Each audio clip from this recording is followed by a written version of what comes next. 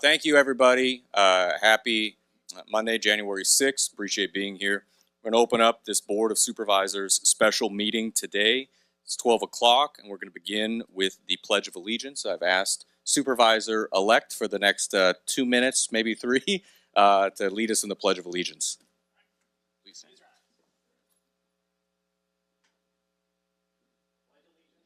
To the flag of the United States of America and to the republic for which it stands, one nation, under God, indivisible, with liberty and justice for all. Everybody please be seated. Thank you. And with that, I'm not sure if with the ceremony of swearing in we got to do the hearing, do we?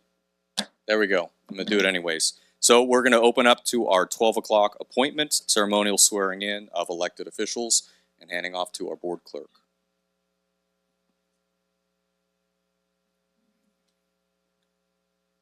Okay, we're going to start with our register of voters. So if we could have Donnie McNair come up and he will introduce our very important visitor here who's going to do the swearing in. Good morning, Donnie McNair, County Clerk and Auditor Controller. I'm going to start by bringing up the 3 Board of Supervisors members that will be sworn in, and then Judge Sieber, the presiding judge of the Tuolumne County Superior Court. So first, Mike Holland, Supervisor District 1, you could just line up here. And then Stephen Griefer, Supervisor District 4, and Jaron Brandon, Supervisor District 5. And then Judge Sieber will come up to swear them in, preceding judge of the Tuolumne County Superior Court. I warned you I was going to give just a couple of brief remarks, and now you got to stand here and do it. You're going to want to make me go a little faster than I was planning on doing, but I'll be pretty quick. In our state, you can get elected to an office, and yet you're still not, you can't actually serve until you've been sworn in and you've taken an oath of office. That's obviously a big deal, or they wouldn't make us do it. Every elected official takes this oath. Some of you've done it before in other capacities, but judges do the same thing. We take an oath of office, and it's important to know that the reason we do this is because, for example, the majority of the people who vote for somebody have some control because they control who gets elected. But the minority who maybe didn't vote for you also have a right to be protected. And one of the things that you'll do when you take this oath is to swear to uphold the Constitution of both the state of California and the United States Constitution. The Constitution protects everyone, but it has particular importance for protection of people who are in the minority because they don't have much control, right? The majority does have some say in how things get done, but we want our public officials to not just represent everyone, but protect everyone. And it's not, if you think about it, obviously judges, we spend a lot of our time, most of what we do is protecting the Constitution and people's constitutional rights. Most people don't really think about how legislative bodies like yourself also have obligations to protect the Constitution and uphold the Constitution. But you do, because you make laws that are supposed to comply with the Constitution. And so it's important to remember that when you're taking an important role like you're going to do right now, that you uphold the Constitution, and that's what we do when we swear people in. When you think about if you're going to swear to uphold the Constitution, it's hard to uphold something if you don't know what's in it, right? And so I think it's important when you engage in an activity where you're going to say, I swear to uphold the Constitution, that maybe it's worth having a review of what's in the Constitution. We're not going to do that today, but I suggest to you that it's an important thing for you to know what's in the Constitution because you're raising your right hand to swearing to uphold that Constitution. A famous historian named David McCullough said, if we love our country, if we love the blessings of a society that welcomes free speech, freedom of religion, and most important of all, freedom to think for ourselves, then surely we ought to know how it came to be and what's in it. Who was responsible? What did they do?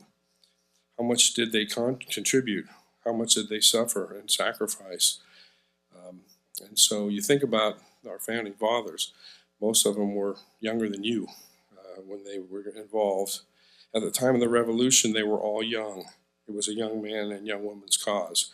George Washington took command of the Continental Army in the summer of 1775 at the age of 43. He had never led an army. He was the oldest of that group. Adams was 40. Jefferson was 33 when he wrote the Declaration of Independence. And so you're taking on responsibilities that really are a result of other people's sacrifices. I mentioned this last time I did one of these swearing-ins, that in the Athenians, clear back in those days, people were still taking oaths. And when they became citizens, they had to swear, and this is what they had to swear: I shall leave the city no less but more beautiful than I found it. And I think that's, hopefully the goal for everyone who enters into public service, that we do it not for the power, but for the ability to make a difference and to make things better than what we found it. And if everybody does that, then eventually things get better and better and better. And that's your goal and your obligation. I hope that you'll find that experience as you serve in our beloved county, and that you leave it better than you found it. That would be the goal. So let's do the oath. And each of you will just say your name when we get to the fill in the blank. So I, and then you'll just both all say your name. We'll do it all at one time. I, I'll raise your right hand. I do solemnly swear that I will support and defend the Constitution of the United States and the Constitution of the State of California against all enemies, foreign and domestic, that I will bear true faith and allegiance to the Constitution of the United States and the Constitution of the State of California, that I take this obligation freely, without any mental reservation or purpose of evasion, and I will well and faithfully discharge the duties upon which I'm about to enter. Congratulations. Thank you all.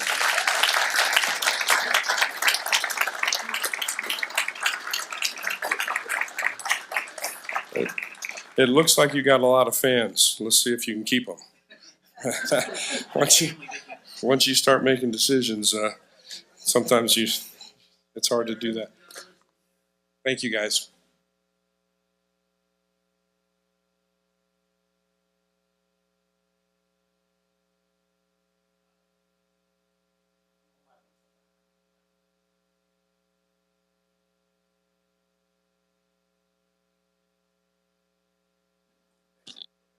Five until 15. Anybody wants to get photos really quick before we move on to the next item?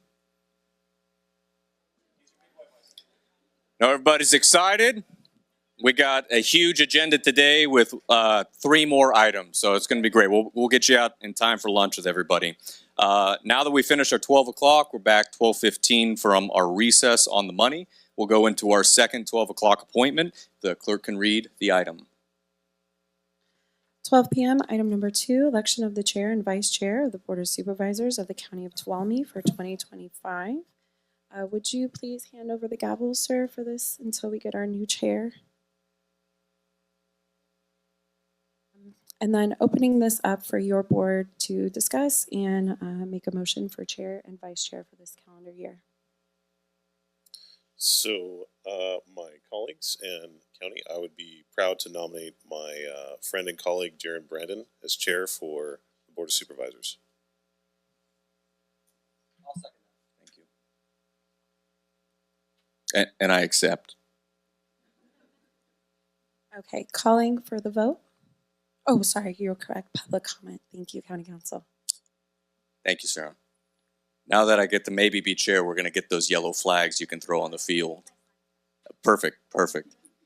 With that, we'll open up public comment. If any members of the public would like to speak, 3 minutes, please line up at the podium here. Going once, going twice. All right, turning it back to the board.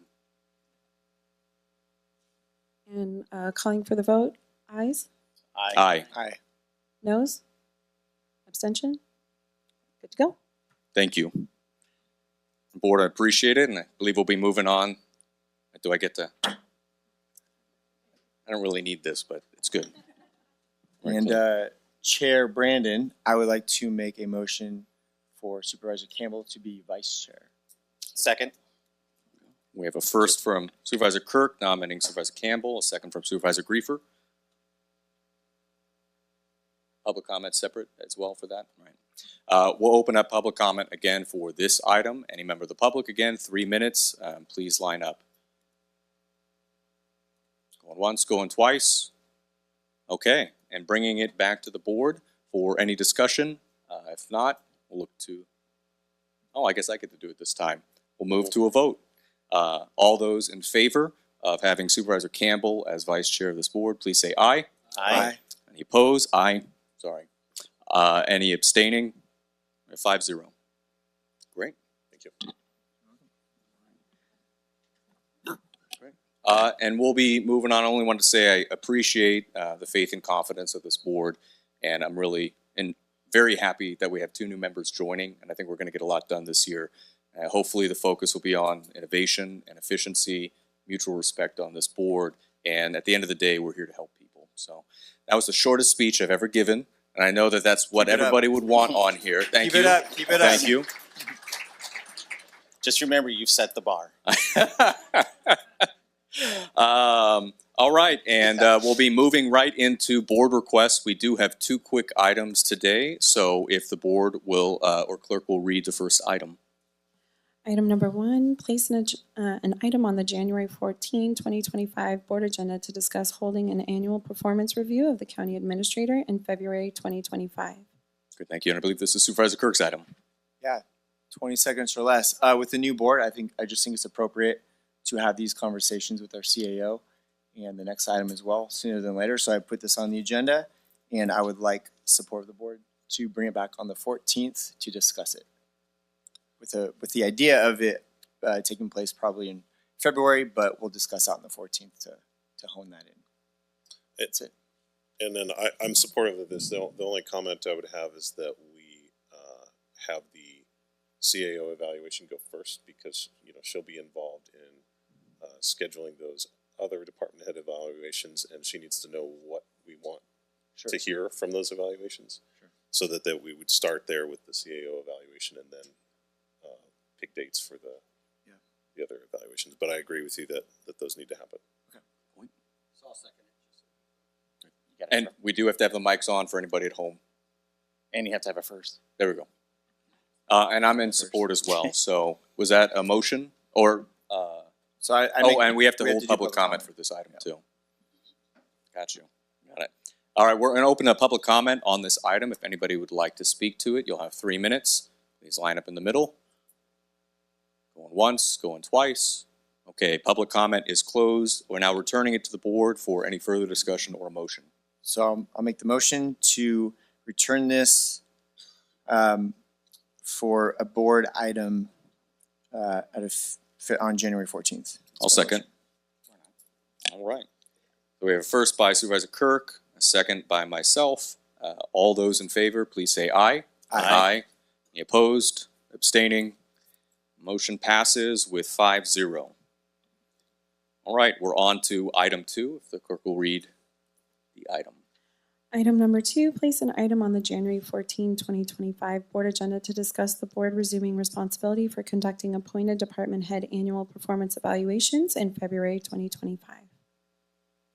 Sure. So without going into too much detail, a few years back, we handed some of these items to the CAO's responsibility.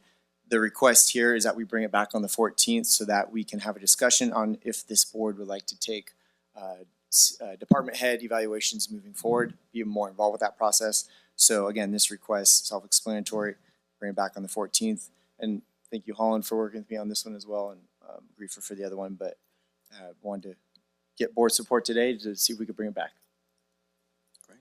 I so move. We do have to open up public comment on this item first, if that's okay, and then I'll bring it back. So open up public comment on that item. And keep repeating that over. 3 minutes, line up, able to speak. Going once, going twice. Okay, and public comment is closed. We'll bring it back to the board for any discussion or a motion. Okay, we have a first by Supervisor Holland. Second. All right, we have a second by Supervisor Griefer. All those in favor, please say aye. Aye. All opposed? All abstaining? 5-0. We're off to a pretty good start. There we go. We got a good tempo, so we'll remember it both ways with that. All right, with that, I don't think we have anything else for the item, rest of the agenda. So we're going to end our 22-minute board meeting, and everybody enjoy lunch. So adjourn at 12:22. Great.